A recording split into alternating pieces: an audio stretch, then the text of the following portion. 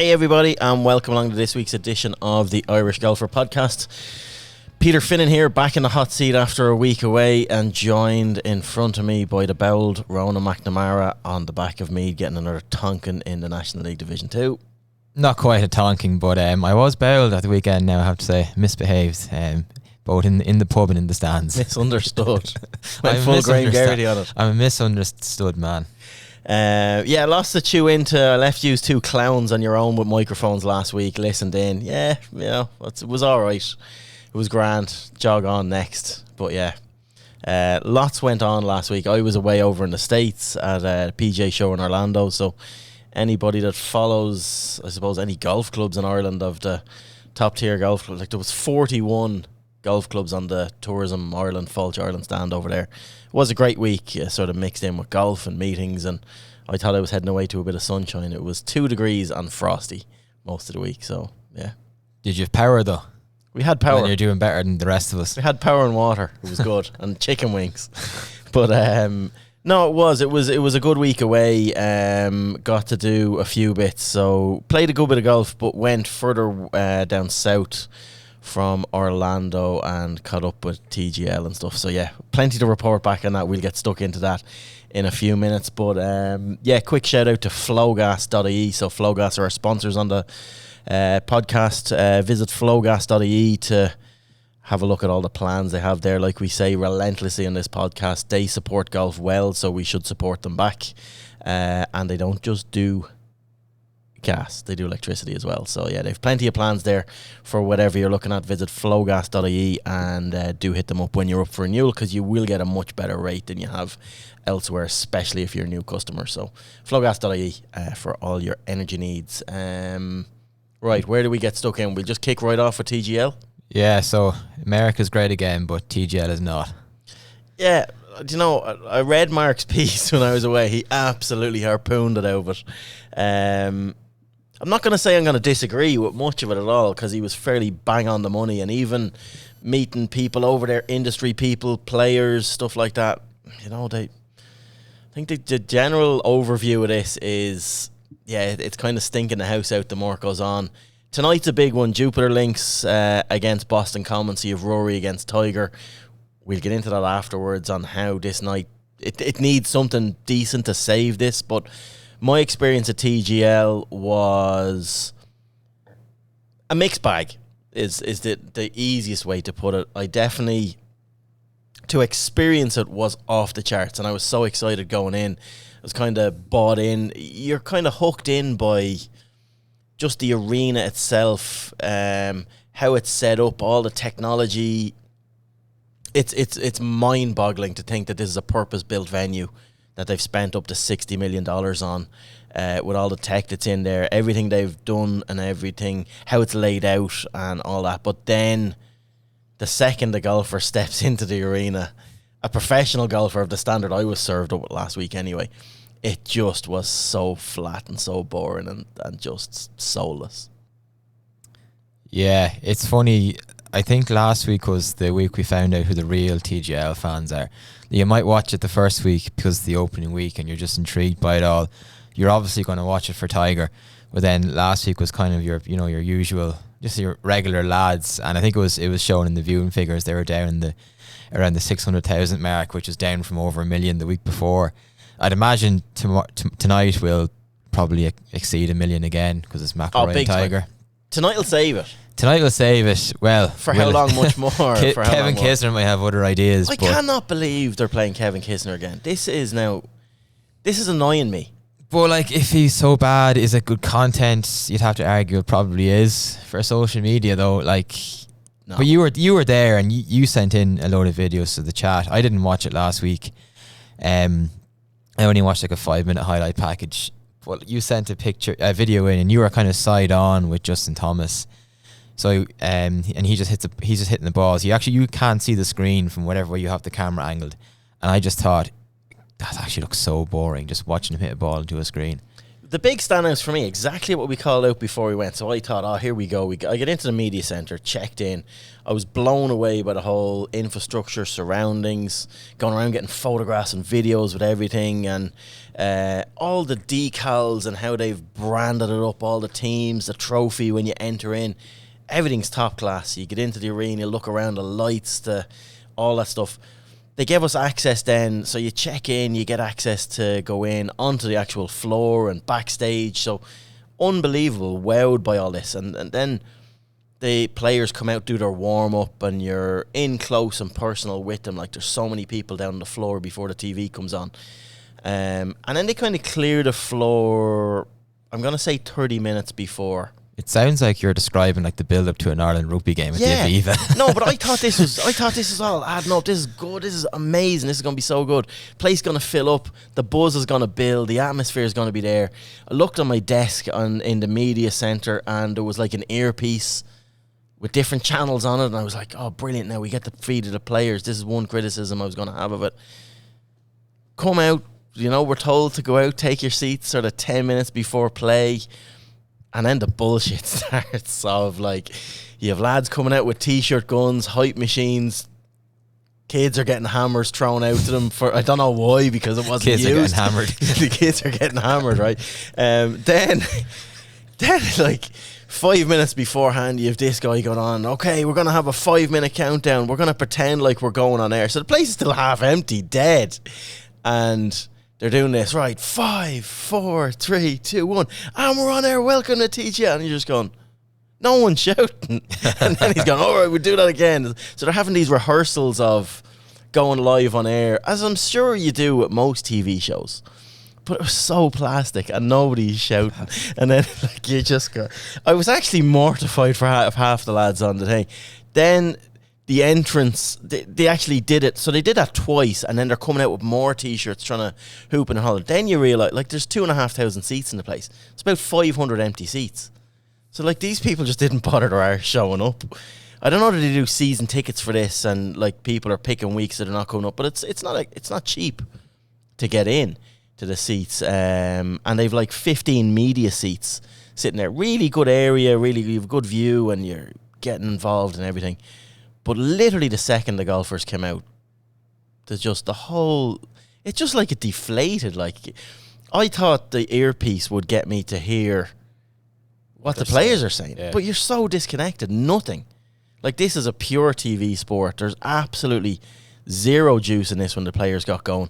The earpiece I was given was an ESPN live feed. That's 25 seconds of a delay compared to what you're seeing in front of you. So you have nothing live at all. Like, these lads were making side bets last week, Justin Thomas and Ricky and all that. We had no fucking idea what was going on the thing. And then they go on ad breaks, and just a big shot clock comes up on the screen and on the side of the thing, like, oh, back on air in 2 minutes. Lads are just sitting there. Like, there's no in-between interval entertainment. There's no one coming out. They did a few interviews with players that you could hear them. Yeah. Because they broadcast that. I just do not have an idea why they do not have the players' feeds of the microphones just going live into the arena, and they pick and choose what they want for the live TV. Because the disconnect from the viewer, and you think it's bad watching this at home, like, this was septic watching it. Like, I've been at better O'Byrne Cup matches for atmosphere. Like, it was that bad. It was shocking. And then the players that are coming out, like, they just have, you realise that they're not entertainers, and it's not their fault. There's just no passion in it at all. They're golfers. They have the crack bet out of them. There's minus crack, like, in any of them. Even the like of JT and Ricky, who you would associate with having a bit of a laugh, like, unlike Matty Fitz and Patrick Cantley and guys like that. There was no interaction with the crowd at all. But Ricky's a long way now from his golf boys days now, in fairness to him. Yeah, but even it hit me. They've missed a trick here on so many levels with TGL on, like, just getting people with personalities involved in it, because they're selling it that it's not golf, it's for the new age, it's for the TikTok generation, it's for that, and they've actually shot themselves in the foot, because they're losing golfers anyway, as in a viewing audience. But then to serve up the tripe that they have, they come out dressed like they're going playing golf tournaments. Yeah. Dress it down, lads. Come out in hoodies, trainers. You're playing indoor golf. It's not actual golf, like. And then they're not talking to each other, or there's no like celebrating good shots or doing it. And it's so flat and so dead, and so like they need to be totally. It'll be class tonight. I doubt it'll be class tonight. But you made a very good point to me a few weeks ago, and it stuck out with me. And probably to get this to work, and the way it is with the players they're using, they probably need to script it. Well, just for the sake of like for drama, ensuring there's entertainment in it, because this is supposed to be entertainment. Like I don't give a shite who wins. I don't support any team. Yeah. Like if I'm watching, I don't give a shite about live teams. I'm not going to give a shite about this. There's no drama. It's just missing the crack, really. It is missing the crack, totally. And we were talking about, do they go to TG or the PDC model and get the crowd pissed up and drinking and hooping and hollering? But they're not aiming at that either, because it's at kids. So they have to have fun with it, and they definitely need to. Like, they've missed a trick. I'd be quite happy if they just had 2 PGA pros on each team, and then maybe some influencers or celebrities that have invested in it that actually play golf, you know. So I'd even be all for having DJ Khaled hit balls as part of a team rather than opening his mouth, because at least you can laugh at him then, or there's a bit of drama or there's a bit of hype around it, and you've like, you know, Niall Hoare and all these guys are going to be there tonight, like get them involved, you know, the Boston Common lads, or get investors. And it just needs something, because the players, it's just evident these players aren't meant to be entertained. They entertain on golf courses, they're not entertained in indoor golf simulation when you can't hear them. It's just not. There's just zero. It's just so flat and so dead. It was horrific to be at. Horrific. That's the line. It was horrific to be at. It was so. It's sad to see such a. You know, it's like, you know, it's you sum it up like it's the Colosseum of golf, you know, and that's what it's meant to be. But then that meme that's gone around, my name is Maximus Decimus Meridius, and then Jeff comes in. The boys like, my name is Jeff, coming in on the thing. That's what it was like. It was just, it was just so fake and plastic, and everything I hoped it wouldn't be, it was. And they need to change something quick. No doubt tonight will be class, and I'll stay up and watch it, and so will you, because it's Tiger and Rory. That is the only reason. That's the only reason. Like, and unless they do something special tonight, that's it. It's dead for the rest of the year. Yeah. Well, even like we're not going to cover this shit. If this hasn't taken off in the first 15-20 minutes, I'm going to bed. Yeah, exactly. Because unlike some, I haven't gone on the jolly up to ride roller coasters. I know there's work to be done on Tuesday. Little dig at Mark. Little dig at, I don't know if that's a dig at Mark or a dig at me. I wasn't on roller coasters. I went to Disneyland one night for a bite to eat, all right, but that was it. But yeah, no, it's they just need to change so much. I do like though how, you know, like I said it before, like Lowry and though, like his team were actually trying to win. Yeah, and I do like that there is a balance to be struck. Like I thought Ricky Fowler throwing the flag on the green, I thought that was poor. Yeah, but they were trying to win. Them lads were trying to win, but having crack with it. Yeah, Patrick Cantley was trying to win and not opening his mouth. Yeah. Like, at all. Matty Fitz wasn't doing either. Matty Fitz wasn't doing either. Who was the third player? See, I can't even remember who the third player was. Oh, who was the third player? But he didn't talk for 90 minutes. Schauffele was injured, wasn't he? Yeah. So it was Matty Fitz. Who was on Matty Fitz's team? Cam Young. Cam Young, yeah. Didn't open his mouth. God, you might as well get a dirty sock on his team. But like, Christ on a bike. It just, I walked away speechless that it was so bad of an entertainment value when the arena that they're going into is so good. But if you'd gone on one of the first 2 nights, you'd probably be saying something different. Probably, yeah. But the more you get exposed to it, the more flaws you see. Even little things like we were calling out numbers and stuff like that. And now Matty Fitz, I actually asked him a question in the presser afterwards about changes or any evolution or evolving the things that he's seen. And he actually said that they've moved the forward tees back from the screen since week 1, that they were getting dodgy numbers out.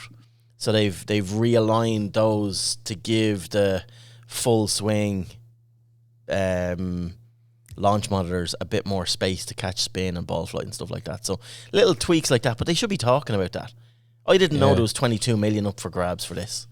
No. There's 22 million of prize fund up for this thing. For the winning team? Split amongst them. this is jobs for the boys. Like this is so bad. Like it's so bad when you do it like that. And they've missed a beat, not including like. And I'm not trying to go to it should be all inclusive and all this, but like they have missed a trick, not including LPGA players in this. Some of them will go crack. Like Charlie Hole would be unbelievable. Unreal. Nelly Corda would be great. And they'd be ripping the piss out of lads as well, and doing like it's just they've missed out on so much. Honestly, we need Christina Kim. Yeah. We need Christina Kim. Yeah, like it's just yeah. Like even like Michelle Wee, bring her in. Yeah, like she's at nothing these days. Yeah. No, it's yeah. We'll move on. Listen, we're gonna have a big night tonight with Rory, and there'll be so much happening. This will be a full house tonight. Atmosphere will be cranked up. We should live watch along this. Live watch along, yeah. It's far from live watch alongs we're gonna be doing, but yeah. TGL for me, no, big thumbs down. I'll watch it again tonight, but you've probably lost me after that. Even if tonight is class, unless Tiger and Rory are playing going forward, I think I'm putting this to bed. We won't be covering it on this podcast very much again. So anyone that's bored after 3 now, listen to us talk TGL for the last 15 minutes. You won't have to put up with that again. Yeah, probably not. Done. Right, on to the real golf. Do you want to start? We'll just start with the Farmers Insurance. Like, it's the biggest event that was on this weekend. Harris English claimed his 5th PGA Tour title, I think it is. First since 2021. He had a couple of injuries, hadn't he, in the last few years, or he was ill or something? Yeah, no, he has had injury. He's had 2 operations. I was reading up on that, actually. He's had... I think he has had a knee injury and an arm injury. Yeah, because he over was the last 4 or 5 years. He's a good player. He was at the peak of his powers around 2021, as you said there. Like, he was on the US Ryder Cup team. I think he was top 10 in the world as well at one stage. Might have just crept in, and he was one of those fellas who loves the tough golf course, and he has had runs at a US Open before. Like, he loves that style of golf course. The real kind of a nitty gritty type of player. One of those lads who gets the maximum out of his game.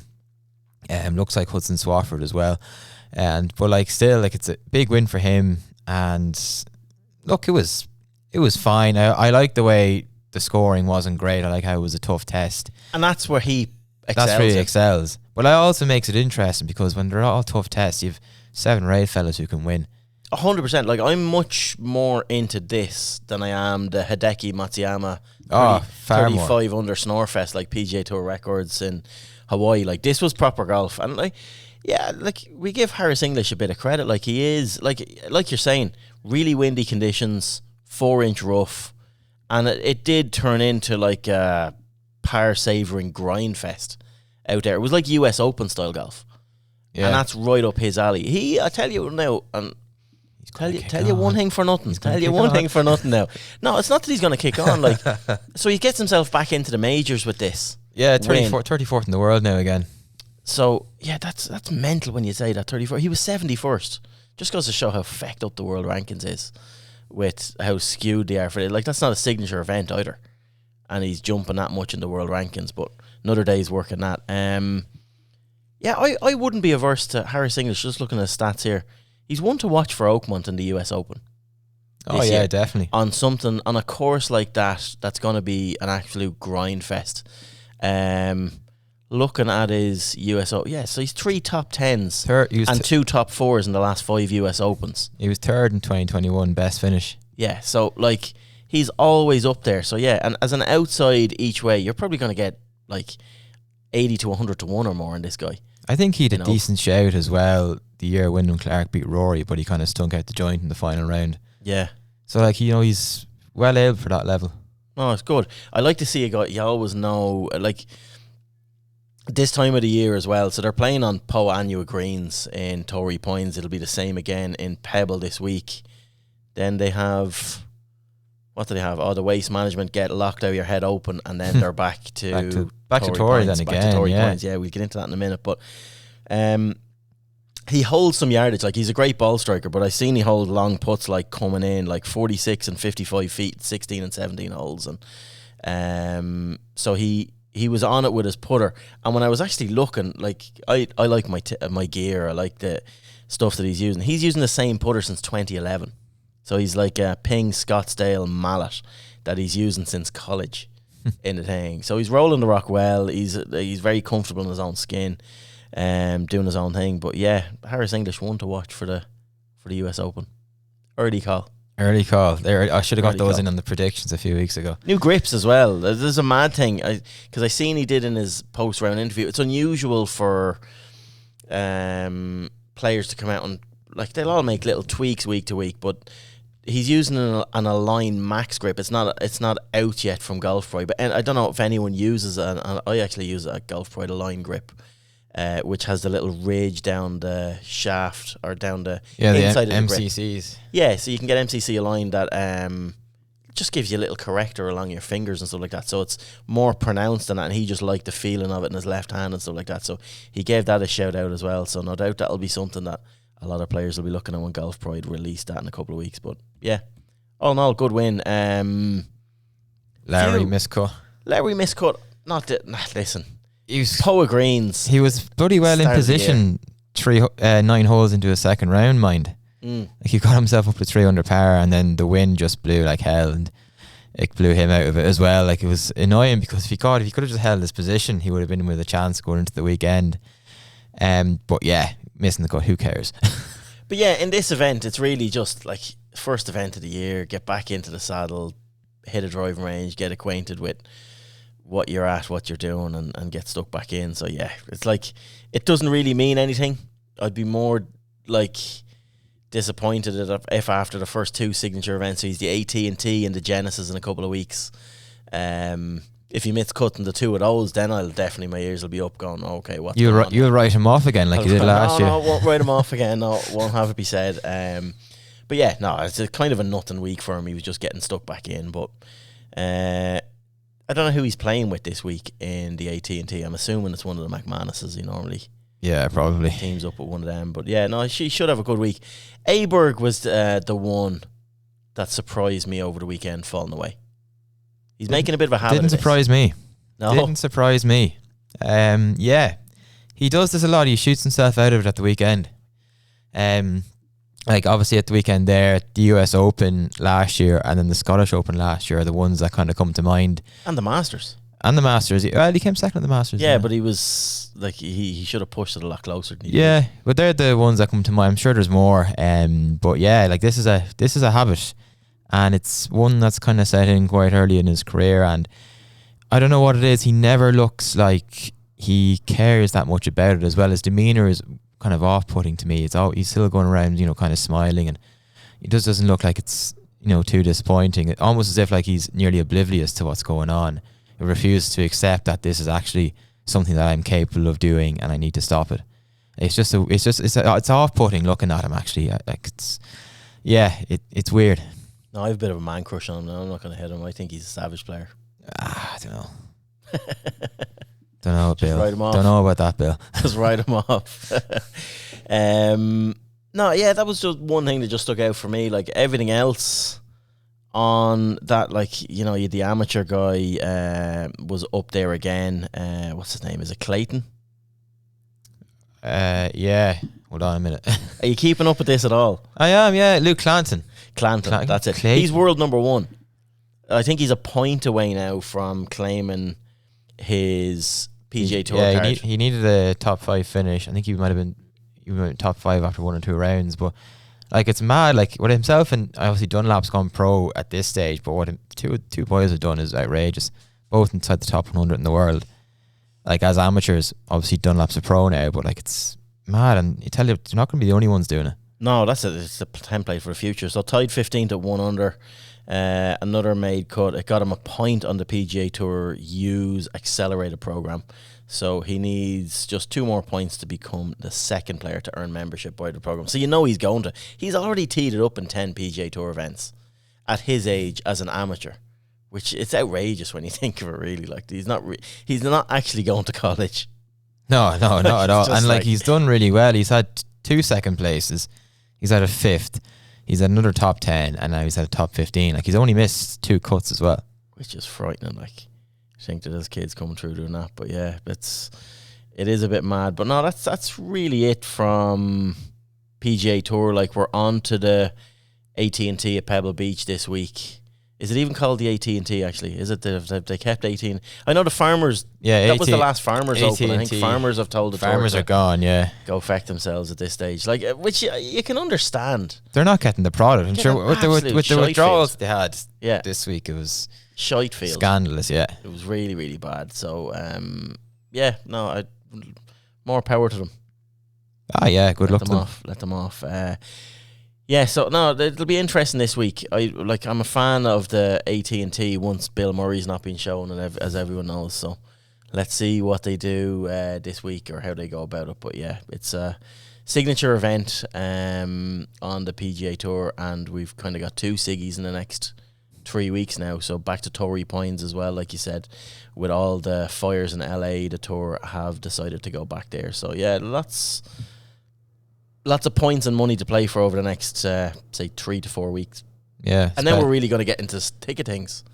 Like, we won't see it long. Masters. Oh, here we go. See his little eyes light up. That wasn't me. It's official now. It's official now as well. Yeah, Ronan, how do you feel actually you're going to your first Masters this year? Look, I'm going to be tweeting hashtag MAGA for the next few months. So when I get in, Trump knows I'm a good lad. I brought you a MAGA hat back, actually. You can wear a MAGA hat. That'll go well. I'll wear that the weekend playing golf. Or a live hat. Get your Fireballs hat and a MAGA hat. No, I'm still a range goat. Not giving up on them. I have fierce issues with the recruitment policy, and the board has to go. But I think we can come back. But you're right. Like, there's a host of big tournaments actually coming up. Kind of once you get the 2 signature events out of the way, and you got the Arnold Palmer Invitational, the Players. You got the big, massive Houston Open that Ian Poulter won, probably the greatest win of all time. And then you have the Masters, obviously, and then the Heritage. So he beat Bo Hostler. Yeah, put that record one of the greats. One of the greats. What, honestly though, you've been accepted now. We couldn't talk about it before until you were fully accepted. No. Flights are booked, hotels are booked. I could not believe it's your first time going to America and you're going to the Masters. I never go too far outside of that, boy. So what are you feeling? Are you nervous? Nervous I won't get in. Honestly, something will go wrong, and something will go wrong, and I'd be like deported and banned from the country for life. Sent to Colombia with all them lads that they're letting land now. They look up some of my Meath tweets or something. I don't know. I know. I'm looking forward to it now. It'll be different level. It will be class. But look, I take each tournament as it comes, Pete. And the My Golf Life Open on the Challenge Tour, sorry, the HotelPlanner Tour, is what's on my mind at the moment. I'm not looking beyond that. Right. Take each day as it come. All right, Ange. There's another man getting the bullet. We won't talk football, actually. Big day. Big night for you. Big night for the Leeds. HMS Pistol League back on track. Right. The Challenge Tour. HotelPlanner Tour. HotelPlanner. Get it right. It's a scandalous name, isn't it? It's like, the great sponsors. Great sponsors. They've been involved in golf a long time, HotelPlanner. In fairness, going back to the the Euro Pro Tour. That was HotelPlanner as well. So they've obviously got the same sponsors in. But yeah, it'll take a while. I won't be able to call it. It'll be the Challenge Tour for a while. It's a bit of a mouthful. But what a week. We had 2 guys teeing it up on this. Liam Nolan. Unbelievable. Brilliant. Absolutely brilliant. Finished 3rd place, 15 under par, final round 67. Just 1 shot outside of the playoff, which was won by Daniel Van Tonder. He started the day off 8 shots off the lead. And you know yourself, when you're playing your first tournament, at that level, really, first season as a full pro, and you're kind of thinking 8 shots off the lead going to the final round, just hold your position, top 5 if you can, and genuinely eagle the 15th to get within 2. And if he birdied the 18th, he'd have been in that playoff. Yeah. Like, you're looking back and you could generally have won. And he spoke about it as well. He was in the mindset of trying to win, which makes what he did even more impressive. He never backed off, never got nervous. And it actually turned out to be a very beneficial week for him, because Van Tonder and Alton van der Merwe aren't actually HotelPlanner Tour members yet. They have 2 weeks to take up their membership. So Liam gets the Order of Merit points. So he's actually full 140 points. So he essentially basically won, but didn't win. Like Robert Rock that time when Lowry won, and he gets all the benefits. So he actually leads the Road to Mallorca rankings. Blow it up, ref. Blow it up. Honestly, blow it up. You've seen enough, and he got 25 grand for his troubles, which is lovely. Yeah, no, that's savage. That is good. Here, there's a quick clip of the Challenge Tour or the HotelPlanner guys caught up with Liam after his round. So we just play that really quick and then we'd come back. Well played, Liam. 5 under par today and a brilliant final day round for you. How would you assess that? Yeah, very, very pleased with it. I knew the main goal today was to, again, hit the fairways, and I think this was my best driving day of the week by a long way. I put myself in a really good position and then, executed pretty much every shot how I wanted to coming in with a few big putt for eagle and a big save on 16. So that just kept me in the hunt, and I'm really proud of how I performed. I was going to ask that. How proud are you with how you've dealt with this final day and really getting yourself into contention? Yeah, I mean it's everything. That's why you come to tournaments, to try and go and win, and we'll see how it unfolds. But I'm very, very happy with my performance this week. When the eagle drops, anything in particular going through your mind?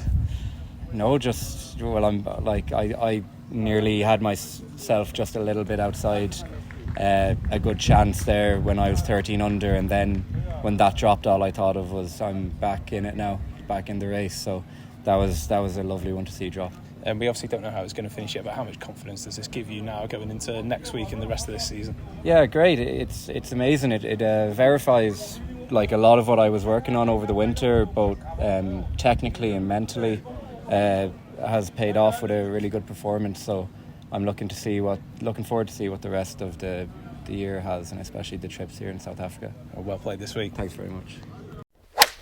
Yeah, you can actually tell by him how ecstatic he is for what he's just done, can't you?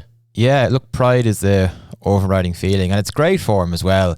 Really nice guy, kind of a quiet fella, and he put in so much work over the winter, he was saying, and to see it actually come off, so early on in the season, because it's a big year for him. He doesn't really have much status on that tour. He has Alps Tour to fall back on, but these are big opportunities last week and this week now as well to secure a few more starts and really give himself a leg up so early on in his career. So it was a massive week for him. And they do a re-rank as well after a couple of months as well. So it's huge. It is huge, and we don't have much to sing about. No, we don't. Over the last couple of years, we're singing the women's praise now for the last 6-12 months. But it's great to actually see a young Irish lad as well, fresh off the amateur scene, pulling up his socks and doing a bit. Because the path that he's taken, Liam, I know Max Kennedy was in the field as well. He had a missed cut, but the path those guys are taking, very different than what something like Tom McKibben has done over the last number of years. He kind of did it his own way, whereas the lads were flat out playing for Ireland, Walker Cups, getting up there, so the way. So no, it's serious to see, and long may it continue. Yeah, hopefully he's on a radiator now, on a heater for the next few weeks, and just keeps it lit, keeps kicking on, as I say. Yeah, it's great that he's another chance this week as well. It would nearly be a killer if he had to take 3 or 4 weeks off after last week as well. Yeah. So all power to him. All power to him. On to the next. We go back to now DP World Tour, the Ras Al Khaimah Championship. I don't know. Did you watch any of this? No, not a bit of it. But I got very, very excited waking up early on Thursday morning, seeing Harrington had shot a 68. I was like, okay, this is the week. It's going to happen. And it just didn't. Yeah. But no, look, I actually thought Marcus Armitage was going to win this. Looked like he was leading for so long. But what Del Rey did, in fairness, weekend rounds of 66. I mean, that's hard beaten no matter who you're against. Yeah. He's a good player as well, Del Rey. He hits the ball an absolute country mile. And he's kind of a little bit slow to progress. So when McKibben won, because I actually followed Del Rey around the Palmer South when they had the Challenge Tour on 2 years ago. He played in the Pro-Am team ahead of we played with McKibben and the guys from Waterford, Crystal, who sponsor our events and do stuff like that. They were in the team in front, and they had Del Rey on there. And he was such a gent. He was staying in Maynooth College, in a bed-sit student accommodation at the time, and chatting about just a fight for every 20 quid. We're sitting down having a good chat to him, and he was so down to earth and honest, and it took him a year longer than McKibben to get onto the main tour, and then to get a win like this is massive at his stage of the season. It's life-changing. Takes the pressure off for a couple of years status-wise, and lets him chill out and do his own thing. So I'm delighted for him. Really, really good. Marcus Armitage, it was nice to see him up there, because he's had his mental struggles, his personal struggles over the last Yeah. years, and he's been in a tough spot, and to see him doing what he's done is nice. Hopefully, again, he's laying a marker for the year, and then you have a few of the live boys then trying to make up. David Puig, like there's some amount of young Spanish lads coming through when you think about it, like Del Rey, Hidalgo, Puig as well. Like, imagine where Puig could be if he was actually playing regular tour events every week. Because he is a talent. So, it's an unusual one. But, nothing else really to write home at this event. You know, Conor Purcell's first event of the season, can't really read too much into it. He opened with a decent round, but then second round just shot him right out of it. Tom McKibben, kind of hanging up the gloves at the end of his... the 2 big weeks. You know, that big announcement's coming in the next week. So, yeah, I'd say he was a bit wrecked after the few weeks that he's after having, in fairness. The Team Cup, straight into a Rolex event and good finishes, you know. So, he's decided to stay out in the Middle East and making his way to Riyadh, no doubt, in the next week. But, nothing else really to write home on that. Nice to see Harrington getting the reps in, getting a round in. But you know he's going to do that. Like, and Ras Al Khaimah is a mad place like that. Even the driving range there, like, there's a big Irish contingency down there. I'm not sure if you... Yeah, there is actually, before. Like, the driving range is a GA pitch. Yeah, it's hilarious. Which is mad when you think of it down there. So, that's it from that. Right, anything else you want to touch on? Or Yeah, so Rob Brazel had his first professional win on the Winter Tour Marbella at the weekend, and Mark Power was second on the Portugal Pro Tour, where there's an absolute host of Irish lads playing. Alex Maguire, Daniel Mulligan, all playing this week as well. So, good to see the lads making their way and getting some reps in as well, which is important. And that's what it's all about. In a bit of warm weather, just get the competition going, and knowing when you get the call right you're in this week that you just have to hit the ground running, exactly what Nolan's after doing. You're gonna get a few good chances, but like, when you get the knock on the door, you have to open it and you have to go through it. Absolutely, yeah. Especially, like, it's just a dog-eat-dog world out there, and especially in the men's game with the way it is at the moment. And as you said, we've had little to sing about for a while now, so hopefully we can see as many of the young lads kind of getting through. Like, they've all come through the Irish panels, and, you know, some of them played Walker Cup as well. Like, they're well able to play. They've been at the top of the amateur game. It's just about getting the opportunities and actually showcasing what they can do. Yeah. So on the live stuff as well, there's lots. It's been a big week, like, for announcements. We've seen Rick Shields going doing the stuff. I think all their team stuff is going to be finalised. Well, it has to be finalised in the next week and a half, but their announcements. So McKibben will be unveiled as Legion 13. They're all like getting new clothing things and stuff like that. I seen Castor with the Majestics. It's all today. brand stuff going on. Yeah, a lot of like brand stuff. I believe Grayson are going kitting out Legion 13, so McKibben, Ram and Tyrrell Hatton and them lads, so that'll all be announced later on this week. The Fox deal is a big deal. I'm hoping Sky follows suit in the next week. Like, it just seems like it's all starting to come together for a deal to be done. You know, everything is softening a bit. Players playing on different tours and getting opportunities. There's been no real players. There's no player signings like that you can really talk about either, which you suggest that if Liv have money to spend, why will they spend it if there's going to be a deal? Yeah. Like McKibben aside, of course. But yeah, no, we'll find out a bit this week. But yeah, nothing massive on the player signings. But they've given all the same boys contracts back again. Like, we've spoken about that. Like, Bubba got a new contract when he was shocking. Yeah. G-Mac got a new contract. In fairness, he had a few good results. Bannon Grace got relegated and given a new contract. Yeah, so like, there's no jeopardy on it, you know. And it's like Mark singled out on that piece he's done. If like, people hammer Liv for this sort of stuff, and then we let the TGL away with it. So, not anymore, boys. Not anymore. But yeah, it is. I'm hoping Sky do pick up on this, because it doesn't really clash a lot of times with many events. And they've the red button there anyway. Like, we're paying for Sky Golf. Yeah. It's there for them to be covered. Like, we pay a fee and dodgy boxes sometimes, fire sticks. But they just have to pick up on it, because it's going to add. They're going to get it sorted. Trump is going to get this deal done. He is in power now. He is, he's on top of the DOJ to get this deal done, and they will get it done. I know the deal is there pretty much done and dusted. Just needs to be rubber stamped, and you would hope then that this will open up 2026 to be the year of unification of golf again, and we're have a bit of a better product that we can bring some of these great players back that have gone across. Because like there is no doubt someone like Bryson, like to any event, is just going to add so much gravitas to whatever. And the PGA Tour have totally dropped the ball in not allowing these guys. Unlike DP World, who people still come questioning, going, how come these live lads are allowed to play in the DP World Tour? Like, we kind of need the John Rahms and the Tyrrell Hattons. Yeah. But like, I watched so much golf from sort of that end of August to probably November period, because all the live lads are back playing in Europe. And it was great to watch. You had so many big tournaments every week as well, and it just shows you what you're missing pretty much the other 4 or 5 months of the year. Yeah, exactly. What do you think of the Rick Shields thing?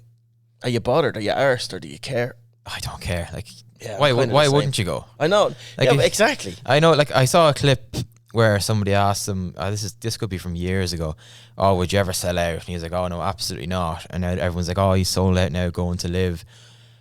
But it's like, a job. It's a job. Like, he has to make money. He's, but even like what he's going to be getting involved with, like the players he's going to be with, like how could you say no? Like it's pure content gold, or some of the players over there as well. Absolutely. And the access he'll get and what he'll be able to do and churn out, like he'll do stuff with Bryson, he'll do stuff, even stuff that you just don't see. Like, you forget Dustin Johnson as a golfer at this stage. Yeah, you forget he's alive, actually. Guys like that you just don't know. Even like they're becoming irrelevant. Mickelson needs a platform. Like, I love a bit of Phil Mickelson. Yeah, but even like doing some of the stupid things, like hitting the golf ball that like doesn't spin, or hitting the driver from like the 1960s or whatever. Those things that Rick Shields does. Like, if he brings them and actually uses proper pros. I know he does the odd video, but like even still, the RNA stuff that he was doing was very scripted, and if he's let do his own thing, I think it'll be good. Yeah, no, I'm. It's nothing to me, him signing with Liv. I just think, whatever. But he'll definitely change up. I don't like Arlo and all these boys that were doing the commentary on Liv. So if he's in the studio and adds a bit of buzz to that as well, I'm all for it. Yeah, no, same. I'm all for it. Probably won't watch any of it, but I'm all for it. No, I will watch it. Anything else then? There's nothing else really. No, it was mad that happened. Like, it was a quite enough week. There's a lot of like we're looking at AT&T at Pebble Beach this week. So Scotty Scheffler's back. Haven't heard about Scotty in a while. No, he hasn't played much golf. He's carving the hand off himself. I kind of like him a lot more, given that he was arrested last year. Then he just decided to chop off his own hand. Like, How can I level the playing field here? He's prone to the odd like freak thing. Yeah, isn't he? Considering you think he's just Mr. Perfect. I know. Yeah. It's funny though. Like, it's going to be very interesting. Like, can Scotty Scheffler have the season he had last year again? Like, is it sustainable? All the numbers point to yes, but is it? I know we had this on our predictions thing, but I think did we? What did I say? 5 wins in a major, maybe including a major. I don't know, but I definitely think he can win another major, 2 majors, and still get 4 or 5 wins. Yeah, it's but like that would be bog standard. I think if McIlroy wins 3 times, we think, oh, it was a bit meh. Yeah. So like, why can't Scotty go and win 5 times again? He set the bar so high for himself, sort of way. So.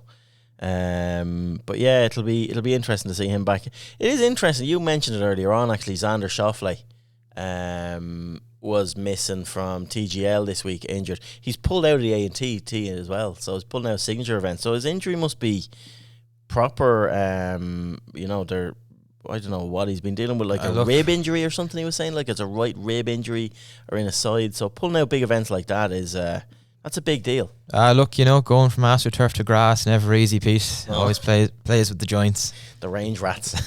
But it is funny, like it, and himself and Morikawa withdrew last week at the same time, and Zalatoris kind of bit the bullet. Like, you'd wonder, were they all kind of withdrawing because they know the Genesis are going back to Torrey anyway in about a fortnight's time? Yeah, it is hard to know, but it was disappointing, I'd say. You can only imagine what the marketing manager of Farmers Insurance was thinking like last week. How shocking the tournament ended up field-wise. Now, they got a good bit of drama at the end, but like... Because I used to like watching that tournament, but I had absolutely no interest in it this week. Yeah. Which is terrible, because there's so... Like, for me, there's so many more events every year. I'm like, oh yeah, I used to watch that. And do you know what, a lot of the time, and I'm sure there's a lot of people listening, or I don't know, are you this way inclined, but I'd watch golf tournaments for the golf course sometimes. As in, like Riviera, iconic places, iconic tour stops that I'm watching more so for the golf course, even if the field's shite. It's a good watch because you know there's going to be drama. Riviera will be massively missed. I love that golf course. I think it's class. I love the 10th. Yeah, but it's just box office. You know, you remember things that happen around that. Torrey Pines is kind of borderline for that. Like Pebble Beach this week will be class for the golf course. But they're getting a great field as well because it's a Siggy. So yeah, the next 2 months, it's going to fly by. You won't know it till you're walking up Magnolia Lane. You won't know it. The time's going to fly by. After my big night out in Hooters. After your big night out with John Daly. So, you know, I don't know what to say to you. First time going to America, you're already talking about Hooters. No, it's not good. It's not good. Yeah, no. All I'll say to you is no good will come of that. Right? No good will come of that. What if I walk up Magnolia Lane in my me jersey? You won't get up Magnolia Lane. But you do have to do that. There's always a GA jersey on 16 behind. 16 there is. There's always some lad in a GA jersey. I've never seen Manoli Holmes now at the end of the thing, or whoever's sponsoring me these days. Who's sponsoring me? Back to Stud. Back to Stud. Get them on the back of 16. I'll give you Brady's ham jersey to bring it on to you as well. But no, you'll have to do something. Yeah, we'll have to plan this properly now. We actually will. Ronan watch. Where's Wally? That's what we call it.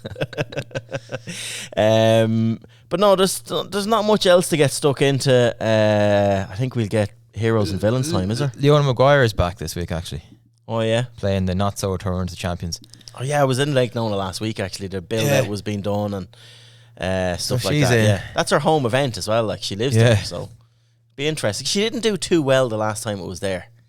No, but it is pretty much a pre-season thing though, isn't it? Like in fairness, because it's like a pro-am format. Yeah, but like this week, actually, in fairness, feels like there's a lot of Irish playing all over the world this week. So it kind of feels like there's a bit of meat on the bone. Leona needs a big week. Needs a good year anyway. But like she just needs to get started. Like a big week will start off a big year, but she needs to go on a bit of a run of. She needs to do something. I know, like you said it the last time when we were talking about Leona. She gets such a hard time sometimes off us. Like she did win last year. Yeah, and like played Solheim Cup. Yeah, I know. And there's not much more, but like I think when she reflects on last year, she expected a lot more from herself. Yeah, but like the rankings drop. We do look at her major championship results a lot, and we do kind of base her off those performances, and she didn't play well in them last year, so that's why she's been tagged as having a bad year. And her world ranking then suggests that as well. Like she fell to 53rd in the world. Yeah, which she can't be doing really. Right, heroes and villains. My hero is Liam Nolan. Pretty basic. I'm just going to double that, you know. Yeah, it's double that. My villain is Kevin. No, you can't. You have to explain why. Because we did explain why he was third, and then he basically won. So you know. All right. I just thought it was impressive. First invite out there. You know, could have gone the other way. So it was great to see him up there early on, and great to see him actually hold his position throughout the week as well. Yeah, I'm gonna give I'm totally giving Nolan my hero of the week. I'm gonna give two hero things. It's like the Olympics that time with the two high jumpers decide they're gonna split the gold medal. Dottie Pepper on CBS on course reporter Dottie Pepper just calling the lads out for slow play at the Farmers. She just really had a proper go with them this time, and it was nice to see someone actually like she would off on a proper rant. So yeah, getting stuck into the boys. Right, villains. My villain, I have two villains. Kevin Kisner, just because he's playing tonight, and I don't really understand why. Okay. And then my other villain is Derek O'Mahony. Who's Derek O'Mahony? Oh, I know. You know all about who Derek O'Mahony is. Jordan Morris, absolutely floored. Most blatant penalty you'll ever see, not given by that man. Cost me the game. Cost me the game. That's it.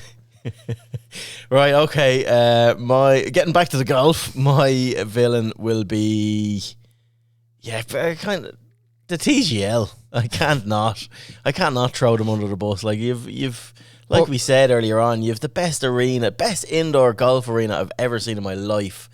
Like fit for something in Las Vegas, like purpose built thing, and then the innovators behind it serve up something that just can't work. Would you not go again though from like the media perspective, because like we get to all the behind the scenes stuff when we go to things, and you know, a lot of infrastructure, and we see things that no one else sees. Yeah. Like.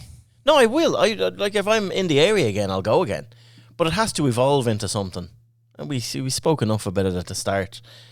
They just need to be a little bit more creative of the on-field stuff that involve players, and they need to realise that most golfers are boring individuals. They're paid to be boring. Like the best golf in the world is boring golf, you know. And as someone said before, Tiger Woods spent 20 years ignoring people, and now he thinks he's a comedian going out and dropping hammers. Like it's like you can't have it both ways. And golfers are golfers, and they're paid a lot of money for being unbelievable at what they do on a golf course. You take them into an enclosed environment and try and get them to be something they're not in between shots. They're shite at it. They're just no crack. So, yeah, they need to find out something that works or innovate a little bit around the encore stuff. Then TGL will fly it. But until then, we're going to be served up more of the same this year. But go Team Boston Common. Go on the ball, frogs. That's all I can say. Right, I think that's a wrap for this week, is it? That is a wrap. That is a wrap. So, again, shout out to Flowgas. Visit flowgas.ie.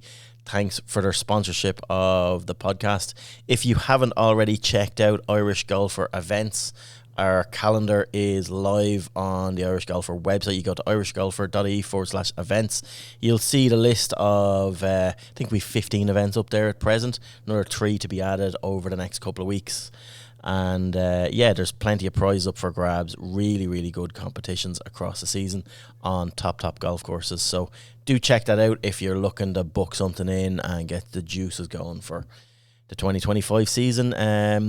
Yeah, well done to all the greenkeepers, I suppose. Leave it on that. It's been a mental week of trees falling down all over the places, and yeah, things getting destroyed for golf courses all across the country. So yeah, I've read a lot of reports of greenkeepers out in force and looking to salvage a lot of things on golf courses. So big shout out to all the greenkeepers and golf course superintendents up and down the country for keeping the doors open and keeping things going. And yeah, hopefully the storm didn't do too much damage and we get a nice run of weather in the next month. There's one tree I want gone, so hopefully Ewan or whatever his name is did the job. Reverse something into it in the middle of the night and just it falls by accident. Sure, there was a bit of that going on as well. But yeah, cheers for tuning in, and we'll be back again next week. Talk to you again soon.